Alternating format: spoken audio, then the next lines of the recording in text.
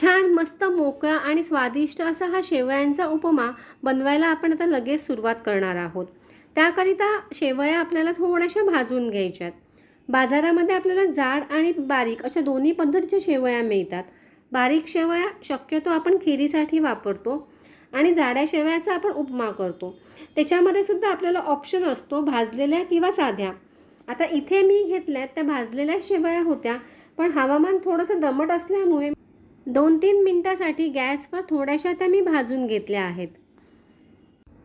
कढईमध्ये 2 टेबलस्पून तेल गरम करून घेऊया. नंतर मोहरी, हिंग, कढीपत्ता आणि मिरचीची छान फोडणी करून घेऊया आणि लगेच त्याच्यावर बारीक चिरलेला कांदा घालून घ्यायचा.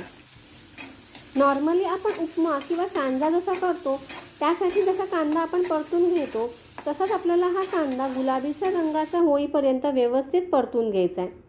कांदा छान कोमेजला की नंतर एक मोठ्या आकाराचा टोमॅटो इथे मी घातलाय. हा शेवयांचा उपमा टोमॅटो किंवा दही दोघांपैकी एक काही घालून बनवता येतो. इथे या वेळेला तुम्हाला मी टोमॅटो घालून तो बनवून दाखवते. टोमॅटो छान वाफेवर शिजवून घेऊया. 2-3 मिनिटांनी झाकण काढून पुन्हा एकदा सगळं मिश्रण व्यवस्थित एकत्र करून घेऊया. आता भाजून ठेवलेल्या ह्या शेवया सगळ्या कढईमध्ये घालून घेऊया. इथे मी एक मोठा वाडगा भरून शेवया घेतल्या होत्या. हा शेवयांचा उपमा बनवायला अतिशय सोपा आहे आणि झटपट तयारही होतो. पण काय प्रॉब्लेम आहे की या उपम्यामध्ये जर पाण्याचं प्रमाण जास्त झालं तर त्याचा अगदीच गिचका होतो आणि मग मुलं खायला बघत नाहीत, किंवा जर पाणी कमी झालं तर तो अगदीच कोरडा होतो. पण आज तुम्हाला इथे मी जे प्रमाण सांगितलंय ते अगदी अचूक आहे आणि तेच प्रमाण वापरून जर तुम्ही हा उपमा बनवला तर तुमचं अगदी व्यवस्थित होईल. सगळ्या शेवया व्यवस्थित एकदा घाटून झाल्यानंतर आपण चवीप्रमाणे मीठ घालून घेऊया. जोपर्यंत हे सगळं मिश्रण एकत्र करून घेतोय तोपर्यंत मी एका पातेल्यामध्ये पाणी गरम करायला ठेवलं होतं.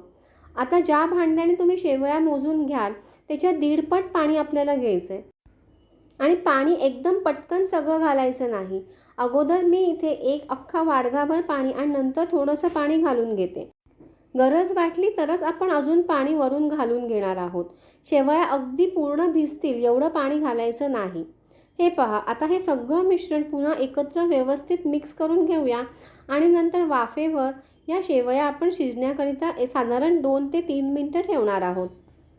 अंदाजे 3 मिनिटांनी मी आता हे झाकण काढून बघते आणि तुमच्या लक्षात येईल की आपल्या शेवया मस्त फुलून आलेल्या आहेत. दिसतोय ना अगदी अप्रतिम शेवयांचा उपमा. मॅगी वगैरे डब्यात देण्याच्या ऐवजी हा उपमा तुम्ही नक्की मुलांना डब्यात बनवून द्या. खूप आवडीने खातील.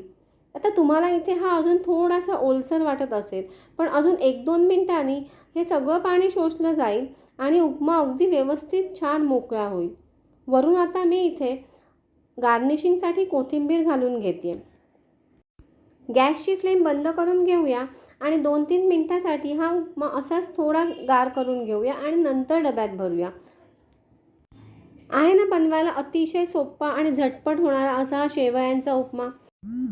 आणि हो, आपल्या केतकीज किचन या चॅनलवर मी ब्रेकफास्टसाठी किंवा डब्यात देण्यासाठी खूप पौष्टिक अशा बऱ्याच रेसिपीज पोस्ट केल्या आहेत. त्यासुद्धा तुम्ही नक्की पाहून घ्या. पुन्हा भेटूया अशीच एक रेसिपी घेऊन.